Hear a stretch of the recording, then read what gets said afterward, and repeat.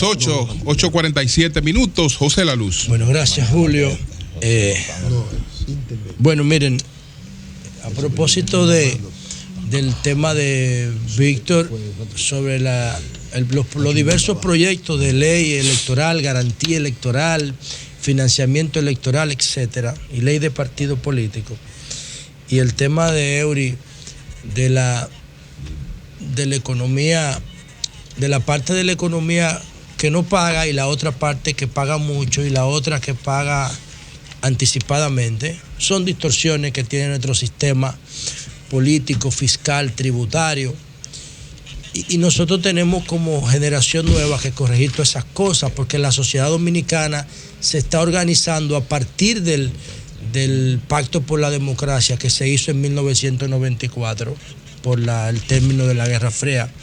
Ese Pacto por la Democracia es el que ha creado la institucionalidad, el Consejo de la Magistratura, la ola de reforma en el Poder Judicial, aunque esté de forma, porque de fondo eso nada más sirve para los ricos, y todo ese tipo de cosas. Sin embargo, tienen que tener en cuenta lo siguiente: yo no creo en la ley de partido, no creo en la ley de partido político, ni creo en la ley de financiamiento electoral. Eso es un debate para presionar al gobierno y ganar ciertas posiciones. ¿Por qué? Porque si ustedes meten $1 millón en un barrio como Los Alcarrizos, o como Buenos Aires de Herrera, o como Gualey, o como Cienfuegos en Santiago, en media hora no hay un rastro de ese $1 millón. No hay un rastro de ese $1 millón.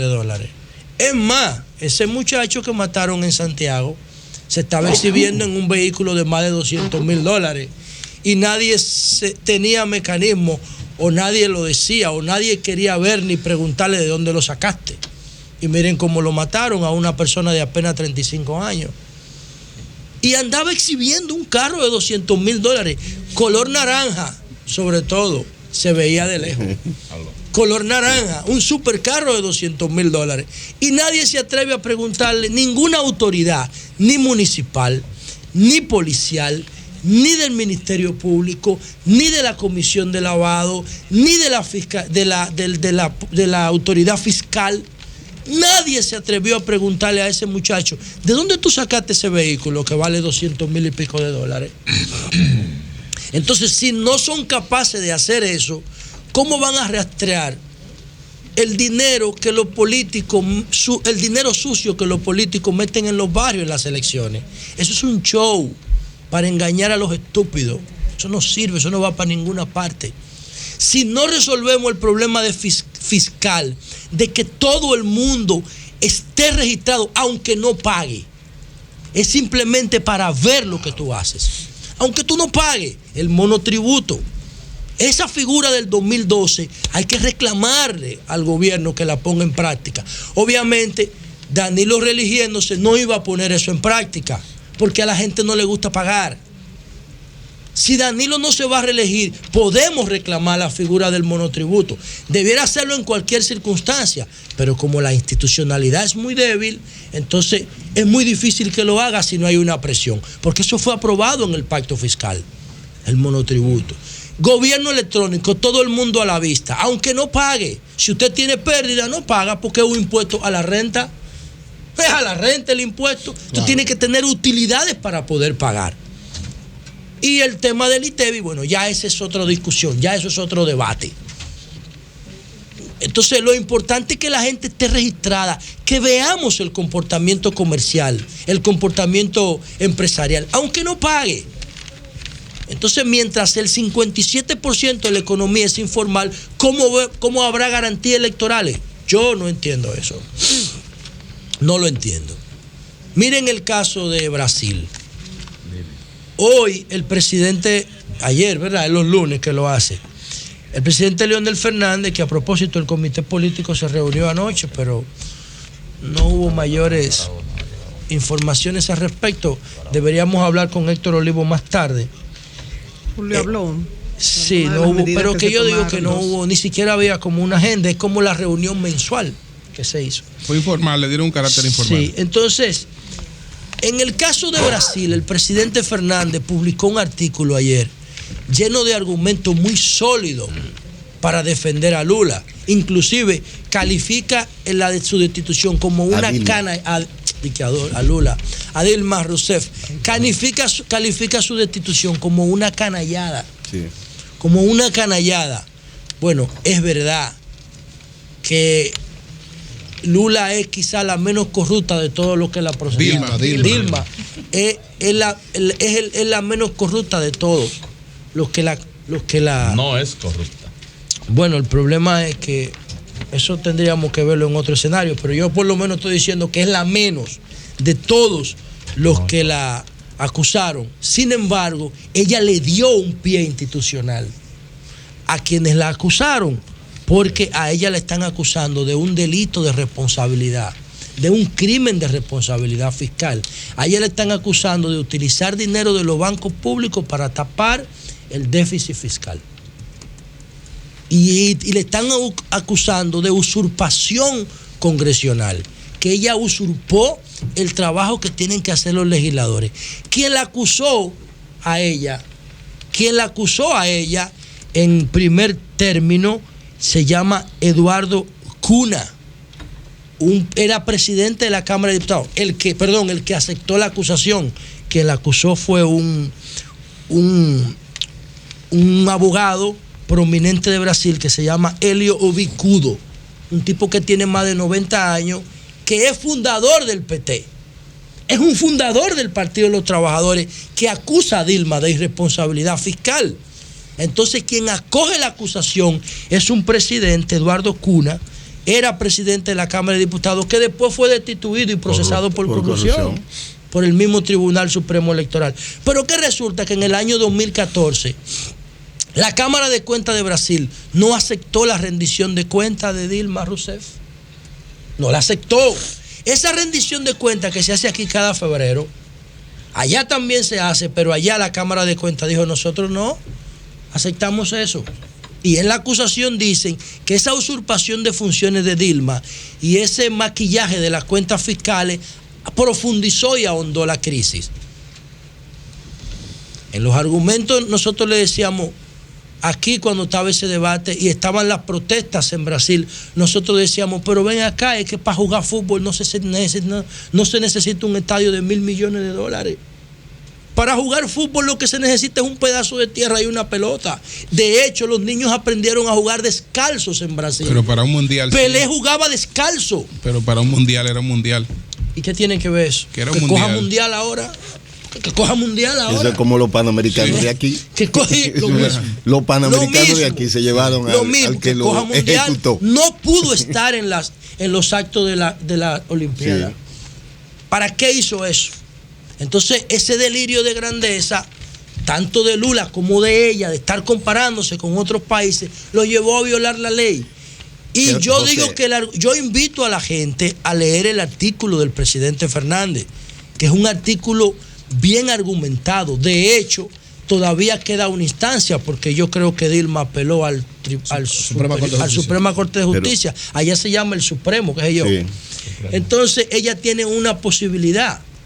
No, ya eso es poco el probable. Problema es que independientemente de que Dilma no se llevara un peso para su casa, violó la ley.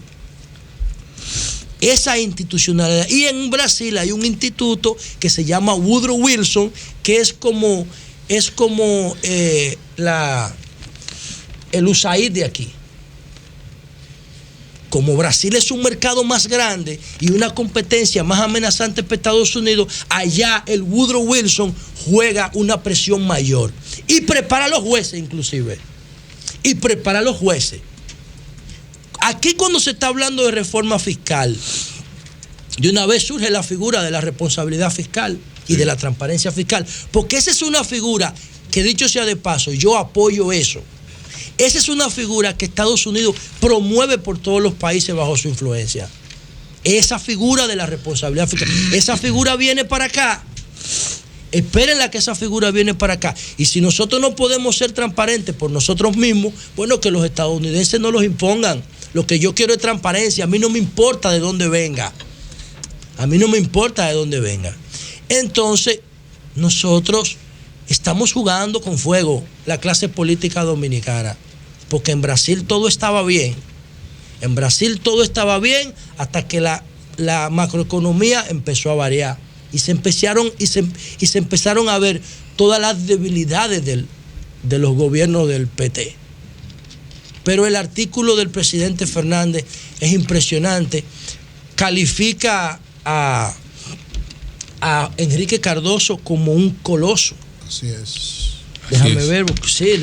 Quiero ver el calificativo. Así mismo lo llama. Tú lo tienes en pantalla el artículo, yo lo leí anoche. Sí. Tú lo tienes en pantalla. Lo busco ahora mismo, no te preocupes. Así es que lo llama.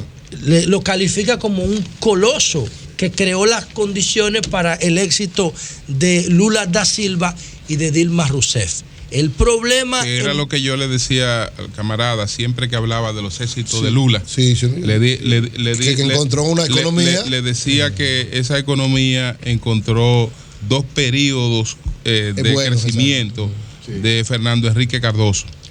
Y no solamente el crecimiento, sino las condiciones macroeconómicas, él creó de las bases, control de inflación, las bases estructurales para ese impulso que le dio Lula. Entonces Leonel Fernández le da un crédito. Hasta ahora está considerado como el intelectual de mayor formación que se haya sentado en una silla presidencial. Porque todos los otros intelectuales fracasaban. Fernando Enrique por Cardoso, lo de intelectual. No, porque Fernando Enrique Cardoso fue el soporte fundamental de la teoría de la dependencia de los años 70 y 80. Uno de los padres de la sociología moderna. Así mismo. Tengo que pensar a ver. Sí. La teoría de la dependencia. Admito que debo estudiar a Cardoso. Sin embargo, todo país que se concentre en hacer un modelo basado en Carnegie, en John D. Rockefeller, en JP Morgan, en John Free, están presos. Porque el lujo es innecesario, es la calidad de vida, es el modelo de Costa Rica. Pero no es el lujo. Eso fue lo que y Brasil Cardoso. Se concentró. Cardoso fue más socialdemócrata. Yo no sé. Es decir, fue un socialdemócrata de verdad. Yo acabo de decir que tengo que estudiar Cardoso. Sí. Ahora, insisto en la parábola, en la metáfora. Para jugar fútbol no se necesita un estadio de $1.000 millones. Si tú quieres, los gringos pueden hacer eso porque les sobra el dinero y porque no tiene una sociedad que les reclame. Pero cuando tú te pones, tú te pones a ver el estadio de Arizona o el estadio del MetLife en New Jersey y tú dices, pero ¿y qué es esto? Esto no es para jugar, esto es para echarle en la cara al mundo tu derroche de riqueza. Porque la mayoría de las cosas que hay ahí no son necesarias para jugar. El tema es el lujo, el tema es la ostentación. Y Brasil le cayó atrás ese modelo. Y miren dónde está el liderazgo brasileño. Y eso que no hemos hablado de Lavallato. Dice Leonel Fernández que los 28 partidos están metidos en el tema del Lavallato, de Petrobras. Los 28 partidos de Brasil. Oigan eso, Entonces es un caso de corrupción estructural. Por último, quiero agradecer a las comisiones de Seguridad Nacional y Fuerza Armada que dirige Elías Cerulle y a la Comisión de Seguridad Ciudadana, Interior y Policía que dirige Orlando Espinosa. Estas dos comisiones, compuestas por decenas de diputados, nos reunimos ayer en la Cámara y escucharon nuestra propuesta de seguridad ciudadana, que fue la principal propuesta legislativa que hicimos en la campaña, tratando de ser coherente con lo que prometimos y lo que estamos haciendo. Y le presentamos ayer nuestra visión. Todavía no tiene forma de proyecto ni de anteproyecto, porque seguridad perimetral no es un proyecto de ley, es un cambio de paradigma en materia de seguridad. Nosotros pretendemos desde República Dominicana hacer con la seguridad lo que Uber está haciendo con el servicio de taxi en el mundo. Montar en tecnología toda la información del sistema para cambiar el sistema y tener un sistema de seguridad del siglo XXI definido por nosotros en esta generación, no por Trujillo en el 1937. Entonces, me encantó la acogida, la receptividad. Yo nada más tengo la visión, yo quiero que el proyecto que salga de ahí tenga la firma de todos los legisladores que participen en él. No me interesa presentar proyectos, yo tengo una visión y le expliqué de dónde yo saco esa visión. ¿De dónde? ¿Cómo yo la sustento? ¿De dónde la saqué? ¿Cuáles son los supuestos? Para que entonces ellos, juntos todos, empecemos a construir una propuesta de seguridad pública, no de seguridad nacional, bien, no de seguridad ciudadana, de seguridad pública, porque según Gallup de marzo de este año, el 75% de los dominicanos piensa que la inseguridad es el principal problema de nuestro país. Cambio y fuera.